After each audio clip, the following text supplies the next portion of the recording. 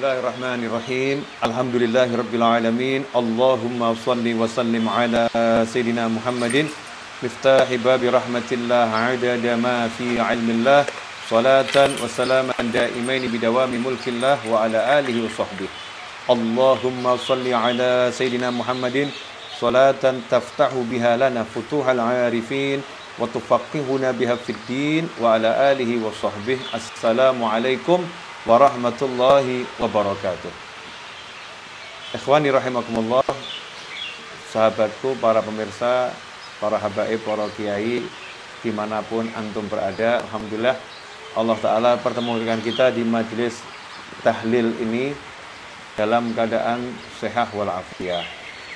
Majelis ini merupakan majelis bentuk birrul walidain, baktinya anak kepada orang tua, dan juga buat kita sebagai majelis cinta kita kepada sesama muslim.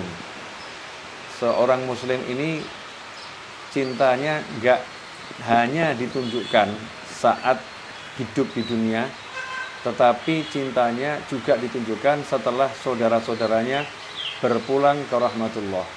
Kita diminta untuk mendoakan orang-orang yang sudah wafat mendahului kita, orang-orang yang sudah meninggal dunia. Itulah yang Allah ceritakan dalam Al-Quran, bagaimana para sahabat mendoakan orang-orang sebelum mereka. Al-Habib Ali bin Abu Bakar As-Sakran radhiyallahu anhu, beliau pernah memberikan nasihat dalam kitab Ma'arijul Hidayah.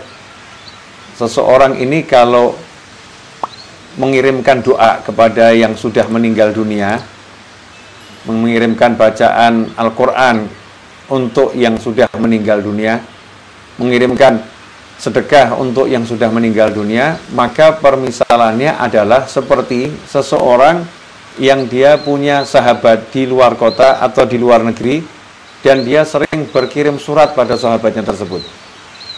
Sering kirim surat, sering kirim hadiah. Nanti suatu ketika, kalau dia pergi mengunjungi sahabatnya itu, maka sahabatnya itu akan menyambutnya, akan memuliakannya, dan akan mengelilingkan dia, mengantarkan dia keliling ke wilayah di mana dia berkunjung. Nah, begitu pula kalau kita masih hidup ini sering berziarah kubur orang-orang soleh, ziarah kubur muslimin wal muslimat, mendoakan muslimin muslimat yang sudah meninggal dunia, maka kita seperti mengirimkan hadiah untuk beliau-beliau semua.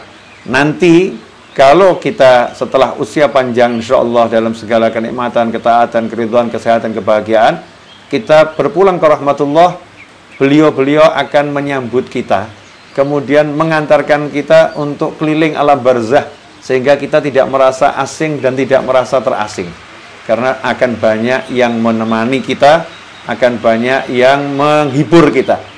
Begitulah manfaatnya kalau kita mau kirim doa untuk orang-orang yang sudah meninggal dunia di antara kita. Dalam kitab Raudhur Rayyahin disebutkan ada satu orang yang setiap malam Jumat dia pergi ke pemakaman hanya mengucapkan salam saja. Ya, mengucapkan salam untuk penghuni kubur yang ada di pemakaman tersebut dan memintakan ampun. Semoga Allah mengampuni kalian semua. Setiap malam Jumat. Tidak baca tahlil, nggak baca surat Yasin, nggak baca Al-Quran, sekedar mengucapkan salam dan mintakan ampun.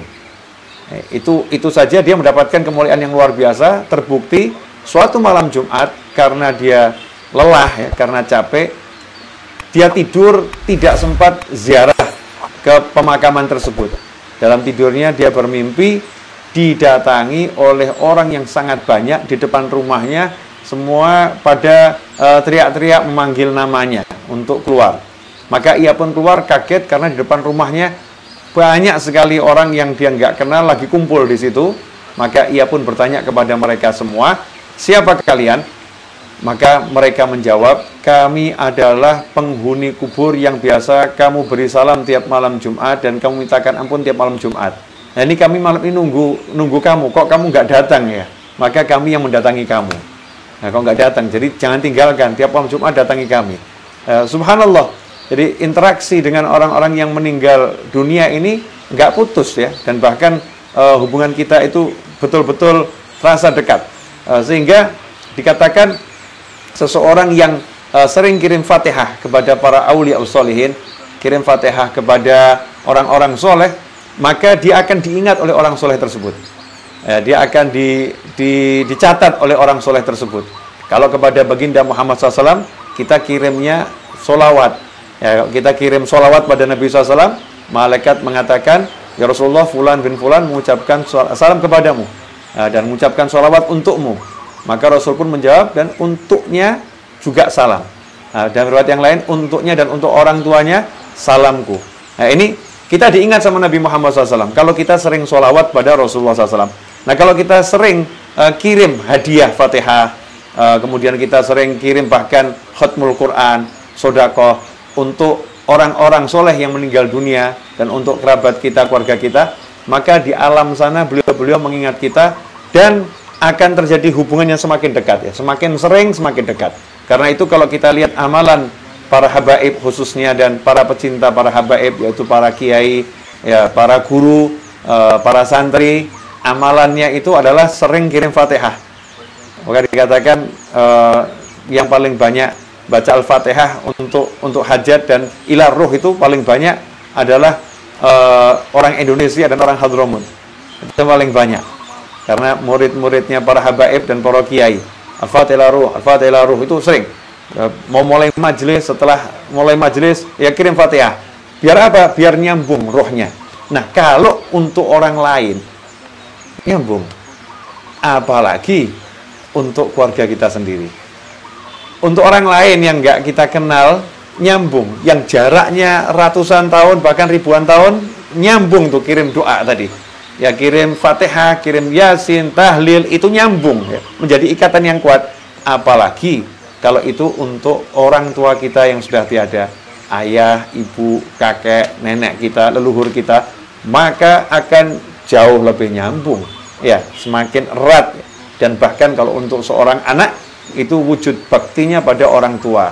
Dikatakan dalam sebuah riwayat, jika ada seorang anak itu semasa hidupnya durhaka pada orang tuanya, naudzubillah min dzalik, ya, mudah-mudahan kita semua tercatat sebagai anak yang taat berbakti pada orang tua, dan anak keturunan kita semua jadi anak-anak berbakti pada orang tuanya, ya. Tapi kalau ada anak yang dia semasa hidup orang tuanya, anak ini tercatat anak yang durhaka sama orang tuanya, buat kesel orang tuanya, buat jengkel orang tuanya, buat marah orang tuanya, durhaka kepada orang tuanya. Setelah orang tuanya meninggal, kemudian dia nyesel, ya. Dia nyesel, dia pengen memperbaiki kesalahannya. Kemudian ia mendatangi makam orang tuanya. Setelah itu minta ampun kepada Allah dan mintakan ampun untuk orang tuanya yang telah meninggal dunia, maka Allah mengampuninya dan mencatatnya sebagai anak yang berbakti. Ya, mencatatnya sebagai anak yang berbakti. Untuk anak yang durhaka, sekali ziarah nyesel mintakan ampun untuk orang tuanya, berubah catatannya menjadi anak yang berbakti. Lantas bagaimana anak yang sepanjang hidupnya itu menyenangkan orang tuanya, yang mendampingi orang tuanya, kemudian menghibur orang tuanya. Nah, kalau anak yang seperti itu, ketika ia angkatkan tangan mendoakan orang tuanya, maka orang tuanya di alam barzah sana sangat berbahagia, senang luar biasa, dan tercatat anak yang bekti sama orang tua. Nah, juga dikatakan orang itu di alam barzah paling senangnya seorang. Makanya kalau orang tua kita itu bisa dimakamkan di dekat dengan rumah kita, apalagi kalau dimakamkan di pesantren, kemudian kita tinggal di pesantren tersebut, dekat dengan rumah kita adalah suatu keuntungan yang luar biasa. Sebab dikatakan untuk orang yang sudah meninggal dunia, kenikmatan yang paling besar yang Allah berikan di alam barzah sana adalah ketika orang yang paling dia cintai di dunia berkunjung menziarahinya. Jadi kalau anak ini dicintai orang tuanya, anak tadi ziarah ke makam orang tuanya, maka kenikmatan barzah yang paling nikmat buat orang tersebut adalah, kalau ini orang tua, maka orang tua itu kenikmatan yang paling besar ketika anaknya berkunjung ziarah. Pertemuan antara yang masih hidup dan yang meninggal dunia ini dirubah oleh Allah Subhanahu wa taala menjadi suatu nikmat untuk yang sudah meninggal dunia, nikmat yang melebihi nikmat barzah apapun. Nah, karena itu kita bisa merasakan nikmatnya itu kalau hati kita semakin bersih. Nikmat yang dirasakan oleh ahli barzah bisa nyampe kepada kita yang ahli dunia ini, yang masih di dunia ini, ya, merasakan nikmatnya tersebut. Karena itulah kalau kita ziarah ke makamnya orang-orang soleh, hati kita merasa lapang, suntuknya hilang, ya pusingnya lenyap. Apalagi di zaman yang seperti ini, zaman lagi banyak orang pusing ini. Kalau kita kebetulan pusing, ya idza dhaqat 'alaikal umur fa 'alaika bi ahlil kubur. Insyaallah enggak ada yang pusing, enggak ada yang mumet. Idza dhaqat 'alaikal umur fa 'alaika bi ahlil kubur. Kalau memang kehidupan ini sudah membuat kamu merasa sempit, banyak masalah, fa 'alaika bi ahlil kubur. Hendaknya engkau berziarah kepada orang-orang telah meninggal dunia dan tawassul kepada mereka semua. Maka insyaallah akan mendapatkan solusi dari Allah Subhanahu wa taala. Paling sedikit ya, langsung itu sumpeknya hilang. Ya, suntuknya itu hilang. Ikhwani rahimakumullah. Nah, kemudian juga untuk anak, kita sebagai anak, amal yang paling baik setelah wafatnya orang tua adalah tidak menghilangkan amalan orang tua. Makanya dulu almarhum Habib Anis itu mengatakan ketika menjelaskan di majelis, orang tua itu kalau biasa sedekah, maka hendaknya anaknya diajak. Jadi kalau memang biasa sedekah, anaknya diajak. Nih, ayah atau ibu biasa ngasih fulan sekian, biasa ngasih ke majelis ini sekian, biasa ngasih ke pamanmu sekian, biasa ngasih ke bibimu sekian. Sehingga biar anak ini tahu, oh orang tua saya ini biasa ngasih fulan sekian, sekian, sekian, sekian, sekian. Amalannya, sedekahnya nih tahu semua anak. Sehingga ketika orang tuanya meninggal dunia, amalannya nggak hilang. Biar anaknya bisa melanjutkan. Karena anak yang berbakti tidak akan memutuskan amalan orang tuanya. Dilanjutkan tuh amalan orang tuanya. Kalau biasa bantu pamannya, dia akan lanjutkan bantu pamannya, bahkan lebih dari apa yang sudah dilakukan orang tuanya. Pengen lebih baik, biar orang tuanya lebih senang. Kalau biasa bantu di suatu kampung, gitu, ada suro atau langgar kecil yang biasa dibantu, atau guru ngaji yang biasa dibantu, nah, maka sebagai anak kita lanjutkan dan bahkan jadikan lebih dari sebelumnya. Itu namanya anak yang berbakti. Kemudian juga menyambung hubungan dengan keluarga orang tua kita, paman kita, bibi kita. Nggak ada yang lebih menyenangkan seorang ayah ketika dia sudah meninggal dunia, atau seorang ibu ketika dia sudah meninggal dunia di alam barzah sana, seperti ketika melihat anak-anaknya menyambung hubungan dengan kakak dan adiknya, artinya dengan paman dan bibinya anak tersebut. Itu menjadi kesenangan yang luar biasa untuk ahli barzah. Ya, karena itu ikhwani rahimakumullah, kita kalau ya insyaallah semua panjang umur, kalau ada kerabat kita sudah tiada, orang tua kita sudah tiada, jangan jadikan mereka tiada. Ya, tapi jadikan mereka selalu ada. Ini seringkali orang sudah meninggal dunia, orangnya ditinggal. Orang tuanya sudah tiada, orang tuanya dianggap nggak ada. Ya, ini suatu kesalahan. Kalau orang tua kita itu sebetulnya selalu ada, ya, nggak pernah meninggalkan kita. Nah, kitanya yang harus berupaya untuk menjadikan selalu ada di hati kita, ada di sekitar kita, dengan amal soleh kita, dengan sedekah kita, dengan istighfar kita, dengan doa kita. Semuanya niatkan untuk orang tua. Karena anak yang betul-betul bekti sama orang tua, itu rezekinya akan berlimpah ruah datang dari sekarang, nggak pakai usaha payah. Saya rasa paham betul bagaimana dahulu ayah kalian itu bektinya sama orang tua seperti apa. Ya, bagaimana ibu kalian bektinya sama orang tua seperti apa. Dan bagaimana dahulu membangun bisnis dari nol, kemudian membangun majelis pesantren dari nol sampai sekarang jadi besarnya luar biasa. Itu bermula dari anak yang bekti sama orang tua. Dikatakan Allah nggak akan menghentikan rezeki dari seorang hamba selama hamba itu mau mendoakan orang tuanya. Kalau ada hamba mau mendoakan orang tuanya, Allah nggak akan memutuskan rezekinya, dikasih terus. Sebetulnya mudah, cara hidup nikmat itu mudah, semuanya enak. Tidak ada hidup nikmat itu caranya susah, tidak ada. Mau hidup enak caranya sholat, kan mudah loh.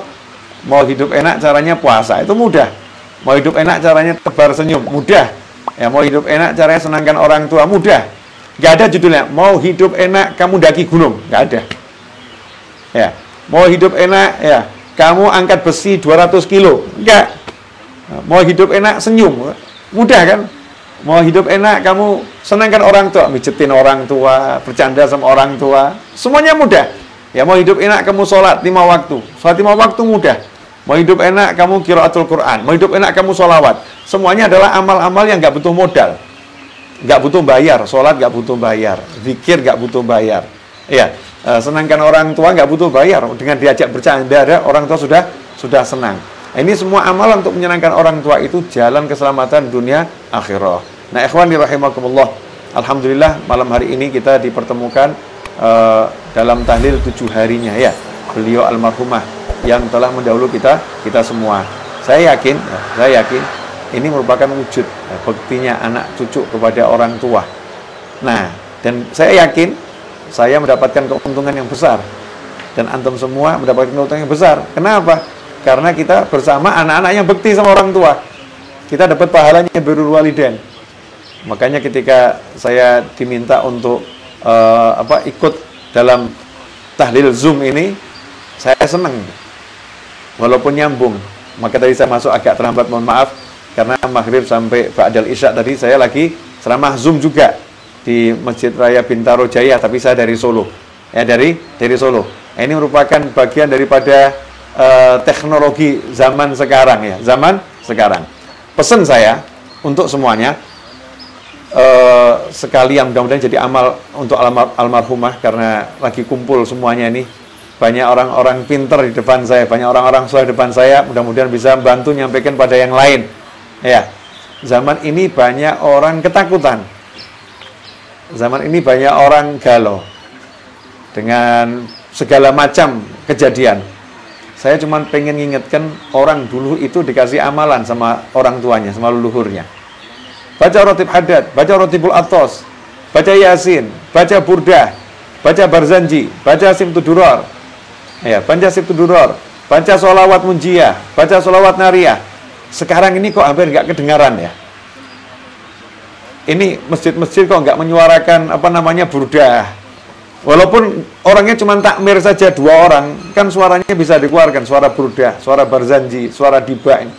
Ini darurat zikir, darurat sholawat, darurat maulid, ini kok nggak kita gaungkan. Padahal nggak bertentangan dengan undang-undang apapun, nggak bertentangan dengan aturan pemerintah apapun, bahkan pemerintah akan senang kalau kita menghidupkan suasana spiritual di tengah-tengah masyarakat sehingga stres ini hilang ya. Stres ini hilang kalau kemudian masyarakat bisa bareng-bareng di setiap penjuru Zoom isinya Zoom burdah, Zoom simtuduror, ya, Zoom nariyah. Masya Allah. Kemudian di masjid-masjid, kan masjid mikrofonnya boleh bersuara dan harus bersuara. Apalagi di Pekalongan, Masya Allah. Kebetulan nih keluarga wali kota kalau bisa mensosialisasikan di musola-musola langgar-langgar. Saya tuh punya teman tinggal di daerah Jawa Timur sana, ada satu daerah, saya nggak akan sebutkan wilayahnya. Semua wilayah di sekitarnya itu wilayah merah. Ada lagi wilayah hitam pekat, tapi wilayah yang satu ini nggak pernah merah, alhamdulillah, masya Allah. Ya, kuning hijau, nggak sampai merah. Kemudian dicari rahasianya apa? Rahasianya surau, langgar, musola, masjid, majelis taklim itu tiap hari baca burdah. Walaupun 1 orang, 2 orang, ya, tiap hari baca burdah. Nah, kemudian khotmul Quran. Dulu kalau kita punya hajat khotmul Quran, kalau mau ada menghadapi musibah khotmul Quran. Ini pondok tahfidz Quran yang besar. Nah, santrinya gerakkan, niatkan tahfidz Quran tiap hari, khatam Quran, sekian santri semuanya khatamkan Al-Quran. Ya, setiap hari niatkan untuk raf'ul bala, untuk mengangkat bala. Kalau semua ini bergerak seperti itu, junudullah akan turun. Bala tentaranya Allah akan turun untuk memberikan kekuatan iman di hatinya umat Islam, memberikan obat untuk yang sakit. Karena yang memberi obat itu Allah, yang menyembuhkan itu Allah, jalannya bisa lewat macam-macam. Nah, mudah-mudahan yang singkat ini berkah dan manfaat.